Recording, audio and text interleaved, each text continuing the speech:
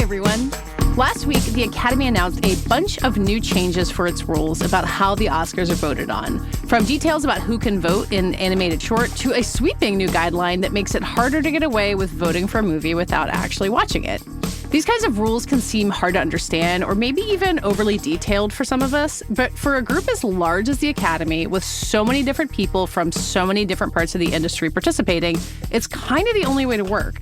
And I know this partly because of the conversations I've had in the past with my guest host today, Tom Oyer. He's an awards expert who was until recently a senior vice president at the Academy. Tom's joining me today to talk about these new Oscar voting rules and what they might change about next year's awards. After that, you can hear my conversation with Hannah Einbinder, a star of Hacks, along with one of the show's co-creators and stars, Paul W. Downs, about the show's new Hollywood set fourth season. I'm Katey Rich, and this is the Prestige Junkie Podcast. Hello, Tom. Thank you so much for joining me to bring out publicly so many of the questions I bombarded you with in the past when we've talked a couple of times, just being like, why does it work this way? Why does this work this way? Because I think that there's not a lot of people in the world who are as fascinated by the ins and outs of every Academy branch's rules, but you and I are among them, and I'm glad people now get now get to listen in. So you left the Academy after being there for a long time last year, but just to give people a background, like how did you wind up becoming, part of the Academy for so long and focusing on rules the way that you did? Why did that captivate you so much? Right. Well, thank you for having me, Katey. And I was a Oscar fanatic from a very young age. Age of 11 is where it started. I know that for sure. And from that time, followed the Oscars year round, followed other awards races, became, the awards prestige junkie as well, as they say, and had my opportunity to be able to get my foot in the door at the Academy and being able to work there. I was there for over 15 years. And for the last number of years I was there, I oversaw the awards rules eligibility process and navigated that during the pandemic and all those measures. It was quite a challenging time to get through. And about a little over a year ago, I left the Academy and moved on. So I'm no longer at the Academy. I'm now returning back to being the Oscar fan, no longer than the insider, but now the Oscar fan. And it's been really fun to go back to my roots. Yeah. In terms of the rules and how the actual inner workings of it works, I mean, just to put it really plainly, why are there so many rules about something that seems as simple as voting on the Oscars? Oh, it's not simple at all. No, I think a lot of times people think of the Academy as one monolith entity, and that's not at all what it is. It's 10,000 members that live all over the world, all over the country, and they're all in different disciplines. There's 19 different branches. Each branch has their own history, culture, community, the work history that they all have with each other. And then, and the different issues that are facing the different communities. And they all come together towards putting together the overall awards rules. But that's why every year there's a number of different changes, and it can vary which categories have changes each year. Yeah, before we even get into these new rules, it was a week earlier, I guess, they announced the stunt Oscar is finally going to be given out for the 100th Oscars, so it's a couple years away. But that was something that was really playing out in public. Like, we saw the campaigning for stunt Oscars. There was, Ryan Gosling and Emily Blunt on stage at the Oscars last year talking about the importance of stunt people. But it took a really long time for it to happen. And to you, like when you saw that the stunt Oscar finally got announced, did it feel kind of inevitable to you? Or were you kind of like, oh, wow, they actually pulled it off? I was very pleasantly, I'm very happy about it. I think it's really exciting. I think it's great. I think it's very smart that it's, a few years down the road. So it gives them time to really flesh out how they want to implement the award. Yeah. As far as like what is required in order to be eligible. Who gets it? That part of it seems really interesting to me. Yeah, exactly. Who would be the designated nominees? What would be the voting process? We'll get into some of the awards this year, but I love that casting has a short list, that, which I think is really great. So again, there's all these different steps of the awards administration process that I think a lot of times people don't realize there's so much detail in that needs to be really developed. And so I thought that was a smart strategy on giving it some time, get some runway. Yeah, it's also just cool that for the 100th Oscars, like kind of making me like, oh, that's soon? Like way sooner than I would like to feel. Yeah. Okay, so let's talk about the new rules. And you talked about the casting Oscar. That's coming up next year, finally. So now there's some rules about how that's going to work. So like what stood out to you about the way that they announced how the casting Oscar process is going to work? Yeah, really excited about the casting award. I mean, a new award being implemented is always really exciting. I mean, the last time there was a new award was 2001 with animated feature. Wow. So it's been quite a while. So I think that's, historic. For the casting award, I really love that they're doing the shortlist because it will give an opportunity, the branch members will vote to determine that shortlist. From there, it will give the casting directors that are on the shortlist for those 10 films, they'll be able to talk about their process and what the work went into. And so they'll have like a bake-off, like an in-person event thing, which they do it for some of the shortlists, but not all of them now? Correct. Yes. Some shortlist categories have what they call bake-off, which is where they have the artists that are shortlisted present, a clip, different clips. They will talk about the work that went into it, because I think that's so helpful for members to know, like when they're considering what they're voting for, to understand, the different levels of difficulty or what the artist had to go through in order to get through the film. And so I think in this case, it'll be really helpful for both, the narrowing down the 10 shortlisted films to the 5 nominees, but also then to the broader Academy when they're voting for the finals round, voting on the winner. They'll have that information from the nominated casting directors talking about their work, which will be so helpful to be able to help them. They put that on the screen report. Exactly. Okay. So that's I think a really smart decision on the casting directors branch. To implement a short list and have that process, because it helps kind of educate everyone on and help people understand what all casting directors do. Well, I mean, I guess every discipline kind of bleeds into the other one. Knowing the difference between production design versus location scouting or something like that can be really tough. And with casting, it feels like we often give directors credit for so much of the work that they do. So when this award is happening for the first time, it seems really worth taking every opportunity they have to be visible and explain what they do. Exactly. So, yeah. So when the shortlists are announced in December, it gives us an idea of which movies are popular with the Academy in this season. And now cinematography will be part of the process. Like, what do you think makes a branch say, okay, now it's finally time for us to have a shortlist? To me, it seems like a net good. I was kind of surprised they didn't have it already. Yeah, I think it's a great thing. I think, each branch makes that decision on their own for when each branch's committee and members discuss whether or not they want to implement a shortlist process. I think, some of the challenges is just that you need to see all the films earlier. Because your voting is in December. So that's a logistical issue that some... But the shortlists are voted on by a smaller self-selected group, right? Mostly? They're by each branch. So the whole corresponding branch votes on the shortlist. Okay. But you have to agree to see everything to vote or something. Well, it's the challenge is always going to be seeing all the late year releases in time. Yeah, we'll get to that for everyone in a minute. Okay. But I think that's where each branch makes their decision on what they want to tackle and decide, they want to implement that and have that as part of the process. So, I think it is a great process where you recognize more achievements, like you're going to have a lot more artists that are shortlisted and get recognized. And I think that's so good from like a supporting artist perspective, because ultimately only 5 can be nominated. So I think it's a great additional step. Yeah, that's a really good point, that like being able to say you were on the short list is not quite the same as being nominated, but it is like a boost, especially for, early career or like the shorts. I always think about that with the short. Yeah, I mean, the best benefit of this is visibility for your own career development. And I think that's something that a lot of times gets kind of lost in the competitive nature. I feel like the cinematography branch, more than some others, has always done a good job of really singling out films that have exceptional work that might not be contenders otherwise. Mm-hmm. Like last year, Ed Lockman gets the sole nomination for Netflix's Maria for cinematography. They really pay attention to the people in their field who are legends or doing great work like that. So it seems like they're really well suited to this shortlist process. It might just help them even more point out work that could be overlooked otherwise. Yeah. Yeah. So let's talk about people seeing all the movies. And what I felt like was kind of like the grabbiest part of the announcement, I feel like the casting thing stood out to you, but I saw the, everyone will be required to watch all of the movies rule, which to a lot of people was like, really? Like, excuse me? And like, no one knows who doesn't watch the movies. No one's ever going to be able to like hold you at gunpoint and make you promise that you watched every minute of The Brutalist. But, hopefully the assumption is that way. And it seems that they're just setting up the process with this online ballot that if you have not watched the movie on the Academy Screener platform, which is an amazing platform, everyone is very jealous, or otherwise indicate that you've seen it, that you can't vote in that category. So unless you've watched all the animated feature nominees, you don't actually get the option to buy that, you don't actually get the option to vote for that. It's an honor system. It's always going to be an honor system. But why do you feel like this was a step that was worth taking, of saying we're never going to know for sure, but we want you to take this extra step of indicating that you've actually seen these movies?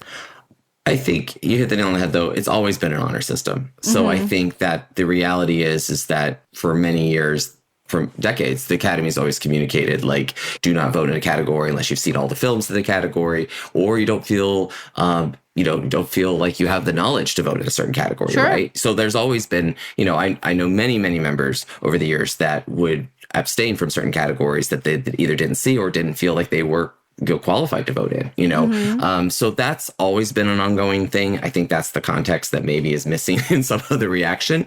The other thing is just, I think it's also a matter of just the technology. I think they've done many years of developing the technology to really get to this point where they're able to implement this. I think the reality is that you can't necessarily implement this until you can definitely take it on and do it efficiently.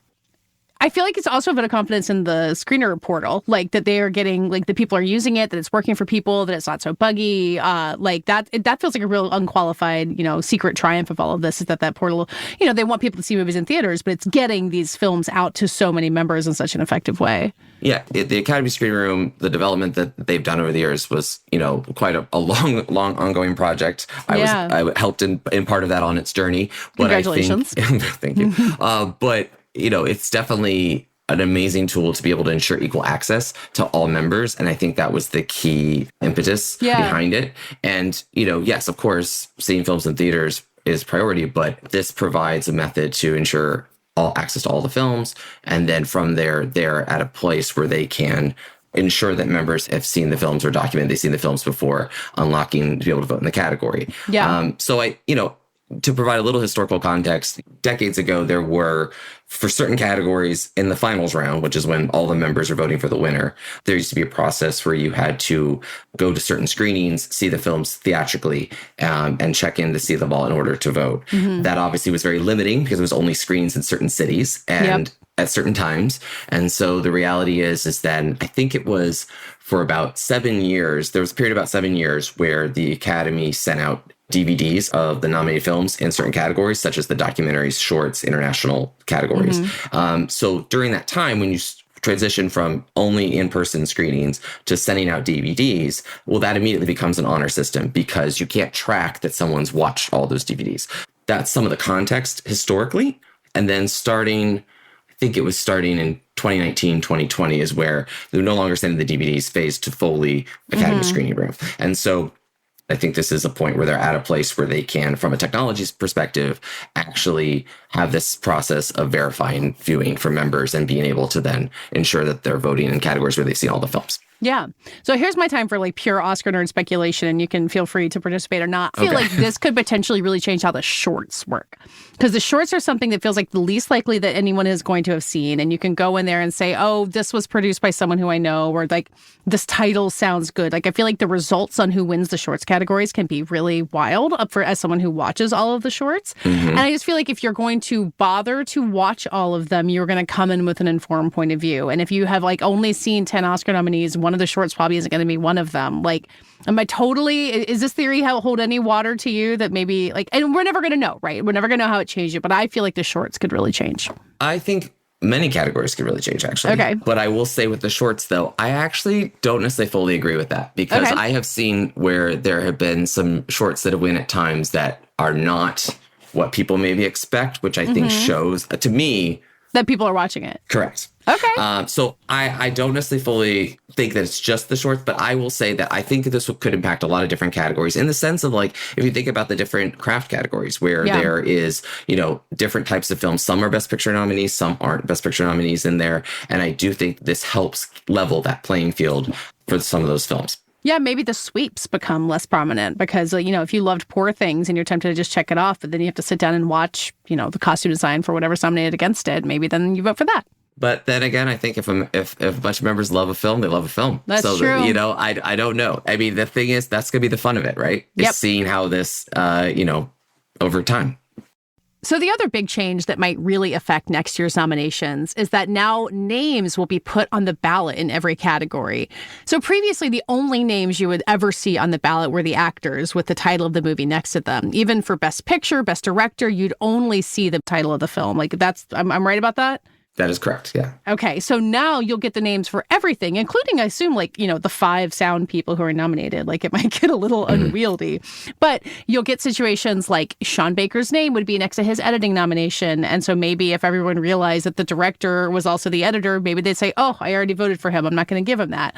Or Diane Warren, who has been nominated in original songs so many times and never won, and is often just listed for the movie that she has a song for that people might not have seen. Will this make it be Diane Warren's year? Again, rank speculation. I feel like it's going to happen.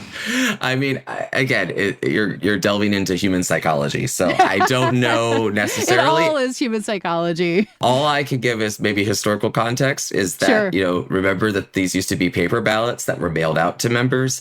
And so the paper ballots only have so much real estate, really, when you're printing them out. So the reason, one of the reasons that names aren't listed is that, there's a limited amount of historically, is that, you have acting performances where you could have 2 from one film, right? So you had to list the names to distinguish between the different performances, but you never had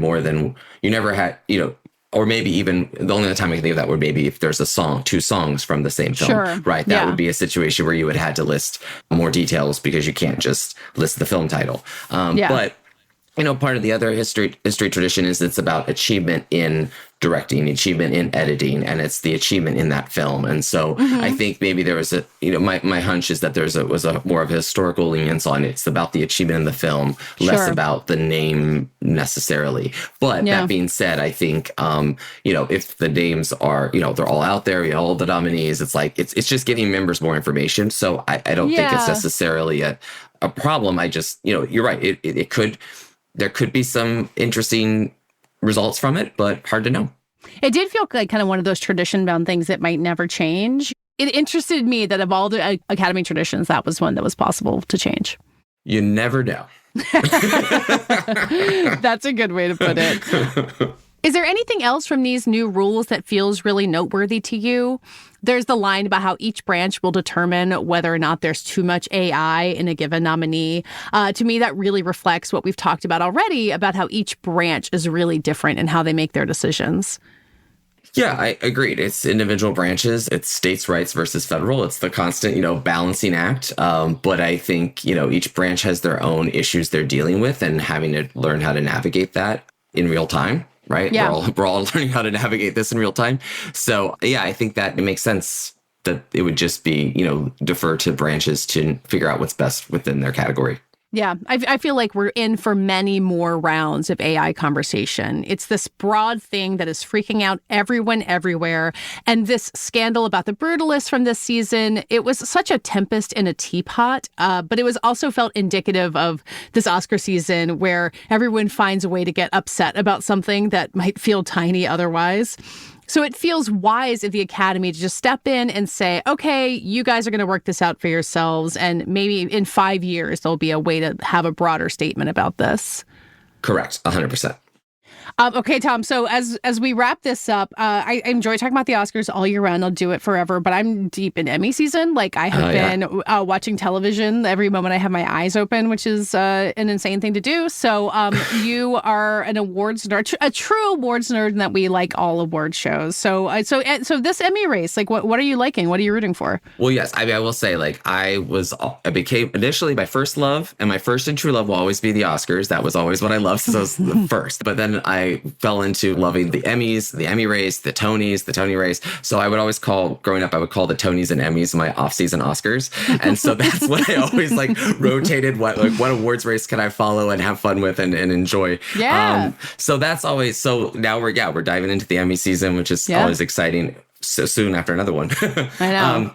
But yeah, I mean, I think, the thing I think was hard with the Emmys is there aren't necessarily any precursors that lead up to it, right? So it's not like you can see it, other nominations for things. I know there's previous television awards at Globes and the Guilds, but there isn't that, anything that you can track on what's resonating. Yeah, the Globes and SAGs will tell you that like everyone thinks Colin Farrell is going to win for The Penguin, but like, that was before Adolescence came out or something like that, right? Like the land can shift underneath your feet. Yeah, and maybe that's what's exciting about it. And I mean, I think the Emmys historically historically, there's been this history of the Emmys where it tends to always, they reward the same films year after year, right? Frasier wins every year. West Wing wins every year. Not that there's anything wrong with that, but that's kind of been the historical tradition. But I don't know that that's necessarily the tradition anymore in the last few years, right?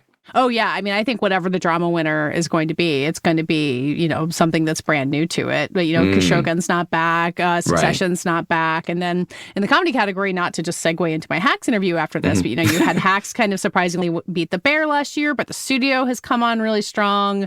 I feel like everyone who works in Hollywood, which is, a ton of Emmy voters, has kind of been unable to resist that. Only Murders had a strong time at SAG. Like, that's been a really fun, race. And I think until we get nominations and kind of see who comes out on top there, it's going to be really hard to know who's in the lead among those shows. Right. And this is where the awards nerd in me will look at. The voting systems are different necessarily, between the Television Academy and the Film Academy. There's different, so that's where sometimes you'll see a lot more of the cast, large amounts of a certain cast of certain shows get nominated because of the way that they do their voting. Because they can here's a speculative question for you. So the way it works, I think I got it right. It's like you can just write down as many nominees in a category as you want. Like you don't have to fill in a list of 6. You can nominate 8 supporting actors in The White Lotus if you want to. Well, I have to double check on the exact number, but I know that when they're filling out their ballot for the Emmys, they are not ranking them in order of preference the way they do at the Oscars. So for the Oscars, you were voting like, this is my number 1 choice, 2, 3, 4, 5, right?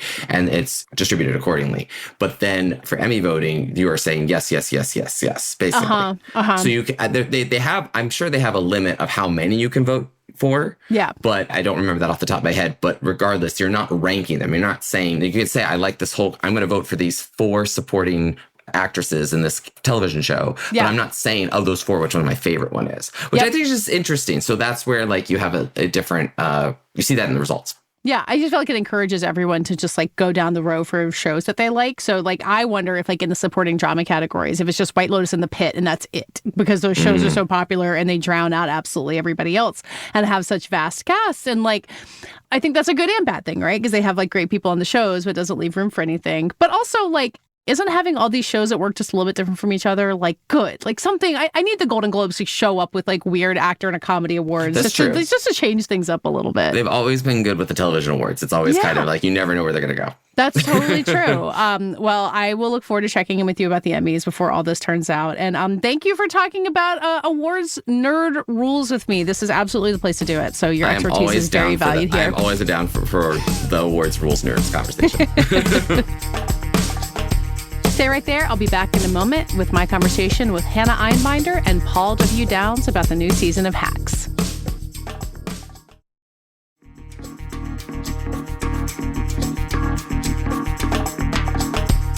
Now let's hear my conversation with Hannah Einbinder and Paul W. Downs, who are both back on screen in the current 4th season of Max's Hacks, which you may remember is also the current reigning Emmy winner for Best Comedy Series.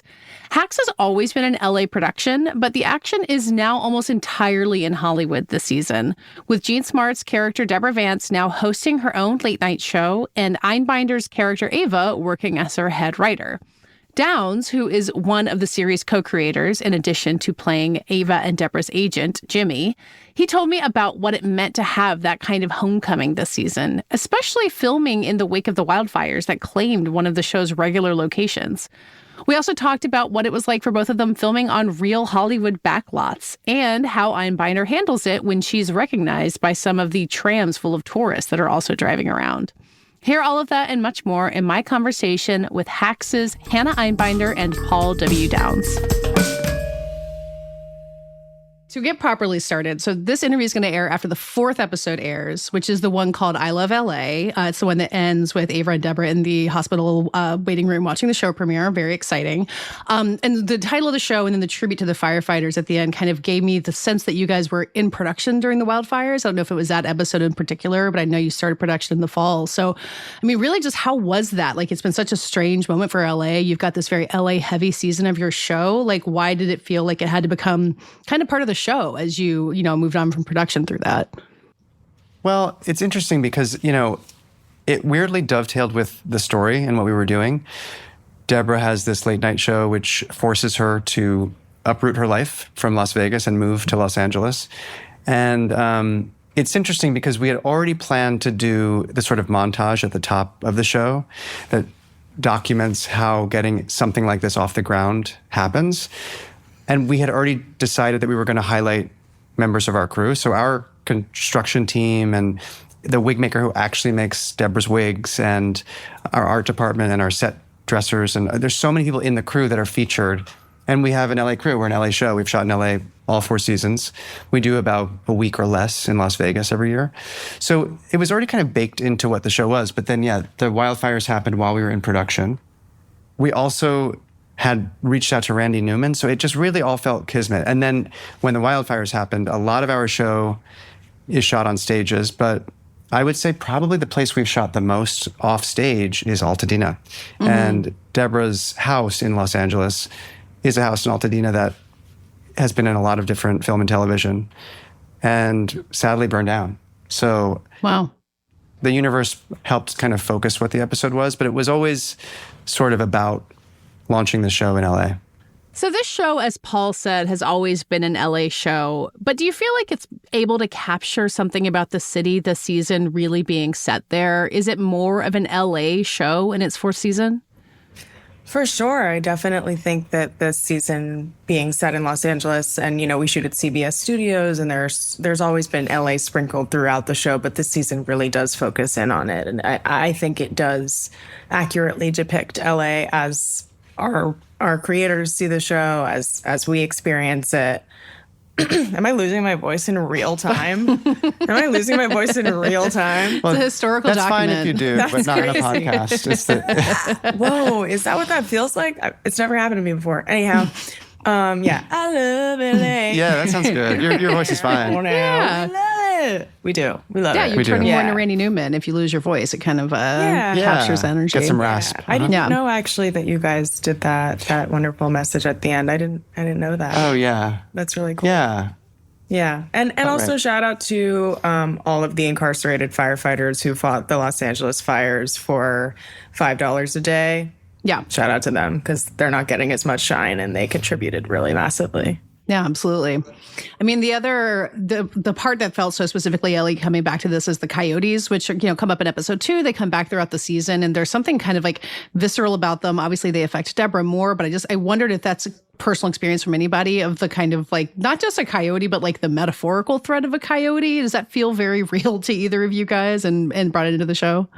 Yeah. It's also such a Cali icon. It is an icon. Yeah. It's very true. It's an experience. I feel like I have it every day. Oh, yeah. Yeah. Yeah, we see them all the time. They're kind of everywhere. I think they're actually everywhere pretty much in the world, coyotes, but they are an ever-present thing in Los Angeles. I live near Griffith Park. We had them in our yard constantly. We had a litter born near our yard. Yeah, so cute we have a lot or scary, of them. or both? Very cute when they're pups, I guess. Yeah. But it's also a little scary because we have a toddler who's delicious. So, there's also the sounds that you hear in the second episode that wake Deborah up. Mm-hmm. The sound of a pack attacking happen a lot. So it was happening during the writing of the season. And so it kind of became this symbol that we wanted to bring into the show, because Deborah feels like there's a lot of antagonists around her. Can't imagine. First and foremost being Ava, at least in the beginning. Yeah, I mean, the structure of the season and the structure of so many of the seasons, like obviously the Deborah-Ava relationship is what the whole show is, but there's antagonism. It does feel like it's reaching a new level. And how do you figure out what is the right amount of antagonism to make this show work and make them bounce off each other without driving the audience crazy, I guess? Yeah, I mean, it was a huge part of the breaking of season 4, because we always want to deliver the thing that the audience knows and loves, which is the grist between Deborah and Ava is sort of the magic of the show. And we always want to do it a little different, in a way that feels a little fresh. So this season, Ava certainly claps back in a more intense way than she ever has before, but we found that very juicy. We found it really fun to write. I loved watching Hannah perform it. And I think we just don't want to do the same thing over and over again, even though you do have to kind of repeat patterns. People are like expecting a pattern, and delivering on that is very satisfying, I hope. I also think that something that I've been saying over the past 2 days is that the audience is our third in our toxic relationship. Like they are roped into our dynamic. Like they are along for the ride the way we are with each other. So, I think they're kind of going to stay despite the turmoil. Oh, yeah. And you're right that the reunion they have in episode 4 is kind of the universe bringing them together. They should be watching their first show together. And clearly Ava wants that maybe more than Deborah is willing to admit she does, but somehow the universe brings them together. Yeah, there's this really heartbreaking moment in that episode of Ava running to the hospital and like having this hope that she's being needed and then kind of getting the balloon punctured over and over again. And like, Hannah, I don't know what that is for you to kind of, because that moment happens for Ava so often of like getting her hopes up. And I think she even talks about it later in the season. Like, how is that for you to play? How do you kind of find the new elements of it and not make it feel repetitive for you? I mean, it really is a credit to the writing. I do what the scene calls for, and the way that it is written is with care. And to Paul's point, there are these dynamics that they're looking to express in the show, and we do want that repetition in some ways, but their writing keeps it fresh, and I say the lines. Oh, come on. That's very generous and kind, but it wouldn't work though without Gene and Hannah. I think it works because of their chemistry and because they are sympathetic in the way in which they portray the characters. I feel like you love them both. And even if there's moments where you love to hate one of them, I think that there is such nuance to the way they play the characters that it feels rude, but never mean. And I think there's a big distinction because rude is fun and mean isn't. And so in that way, I think that, you watch things and you watch like anti-heroes, I think, in film and television, and to me, there can be a point at which it feels sour or bitter. But I think because both of these characters and both of these actors are coming at it from a place of wanting to connect, even if they're not. There's an anger and a sadness sometimes, but it's not mean for mean's sake. So I think that to me, it just feels fun and juicy as opposed to being something that turns me off, Yeah. Well, there's this new dynamic for them too this season where they're having to be colleagues in public. Like they're performing a kind of friendliness between them for security cameras or outside the comedy club or something like that, which, not to like assume that you guys have been like feuding with people in public and had to smile. But I do feel like that's something that you guys are doing on press days like this or at, red carpets or whatever, where, no matter what joke you guys might have been arguing about it, assuming it's less toxic than Deborah and Ava, you kind of have to like put on a show of collaboration. Like how was working that into it? Like, did it feel personal? Did it feel inspired by someone else that and does it feel like really real to how these kind of creative relationships work? Imagine Hannah's pinching me really hard at the table. That's an interesting question because this season is really more autobiographical in a way than it ever has been because we're in Los Angeles. We're dealing much more with show business in a way that's not on the fringe. They're not two outcasts in Las Vegas. They're actually making a show and running a room. So in some ways it's very autobiographical, but there's no way to say this without sounding cheesy and lame. But we, luckily, like Jen, Lucia, and myself, and our cast too, like we've been through so much together that it's bonded us in a way that we get along. So we don't really have the same, at least in the episode where they're realizing they're having a very public fight and then have to tone it down. That isn't something ripped from the headlines. One thing that is ripped from the headlines, and not even in my experience, but we had writers in our writers' room share stories about other rooms they had been in where people that were senior to them in the room had said, well, why is that funny? Well, I think it's funny for this reason. Well, why would you pitch it? Like, the needling that Deborah does happen. Knock wood, I've been lucky to not experience that personally, but I think it does happen more often than not, maybe. Yeah, sadly. Yeah. And when there's the thing for Ava, too, of being the boss and how weird that is. And like that, I mean, I've seen that happen in many workplaces that have nothing to do with Hollywood about like thinking that you're young and cool and realizing you're not that young and cool anymore. And again, I don't know how autobiographical that is, but like, at least I assume that people who've been in that situation as you make your way up and, get older and get, a bigger job, but you're not on the text thread. Yeah, I haven't experienced it personally quite yet, but I can see that that's a real thing that happens, right? Like, even like in how millennials used to be spoken about, like, these kids, and now it's like, these ancient ancient human beings who are so cringe. You know what I mean? Yep. It's like, that is kind of an example of that. I don't understand not being the young one anymore. Like, I thought I still was, and then all of a sudden it's over. I'm always saying to Lucia, I'm younger than those people, right? And she's like, those are college kids. What are you talking about? It's really people bad. across in front, like in the crosswalk. I'm like, they're my age, and she's like, they're in high school. I know. I have like dysmorphia badly. Totally. Yeah. I do. I have experience not being on the text thread or a text thread, because our writers' room has a thread that I'm on, sure. and then they have another one that's separate. Yeah. And it is a thing where Bosses. you're friends with these people, you work with them. We come from a generation, I think, much more like Ava, where we're like, oh, we're friends, and Yeah. hierarchy. There's no. Yeah. This is democratic, but there is still a dynamic that we do explore in the show that we've experienced. Yeah. Yeah. We get to do in addition to having all the LA stuff, there's like filming on a backlot, which I think is such a specific genre of television and film, and the trolley tour or just the parking. Like there's something so iconic about backlots there, even before I think there's like a reference to the Psycho House, but doesn't actually show up. So did you guys all kind of have to look at previous references or how other things have tackled like backlot life or backstage life? I mean, there's so many versions of that. Like, how did you guys all prep yourselves for, taking a hack spin on that? I don't want to. I'm going to give you one spoiler. Oh, Can I do that? sure. Do you want me to edit it out? I don't think so, but Okay. I'm looking around. The Psycho House does factor in. It does factor in. Excellent. That was just the first call. Yeah. I think we draw on a lot of like classic Hollywood stories, but we try not to reference anything too directly. And I think one thing that we did was we shot both at Television City, the CBS studios, and also at Universal, which is our home studio. Yeah.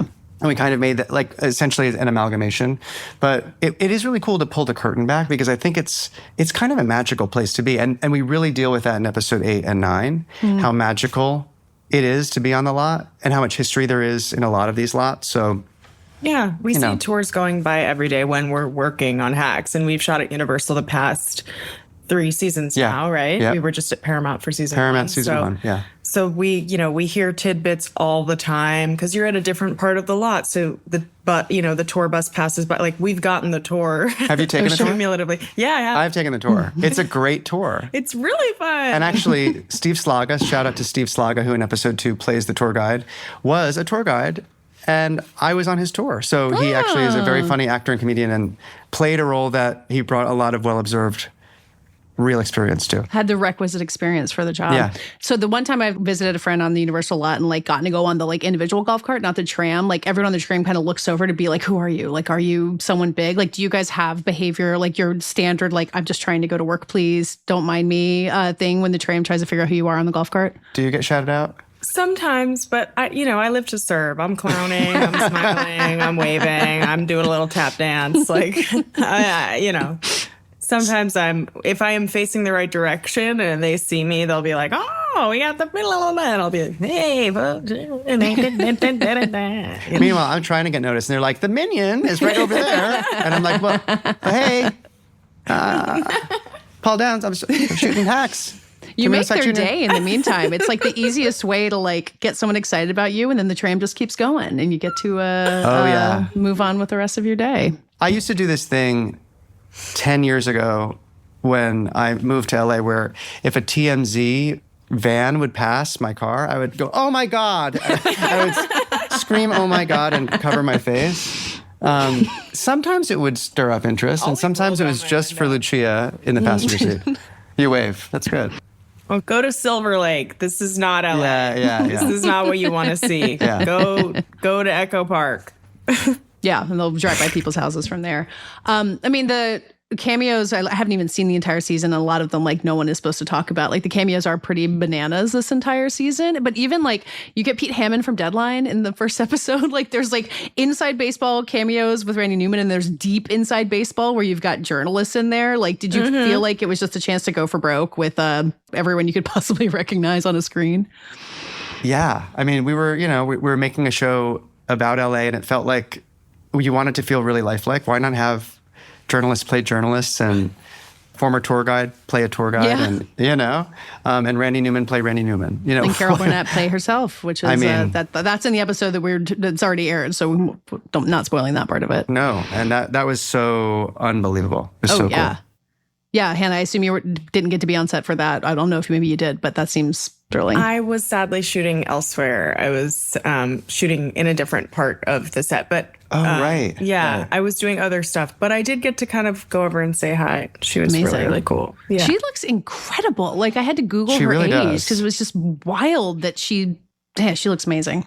And she's so sharp and funny. Yeah. I mean, she added a ton of her own stuff to the scene. She is Really? Yeah, and that was shot steps away from her her original stage for the Carol Burnett show. That's crazy. That's Television the thing City. you're talking about like the magic of sound stages, right? Yeah, it was cool. I mean, there's this line that that Ava has early on when I think when they're learning about the pressure that's on the show of like, it has to be a hit. Like, is that even possible?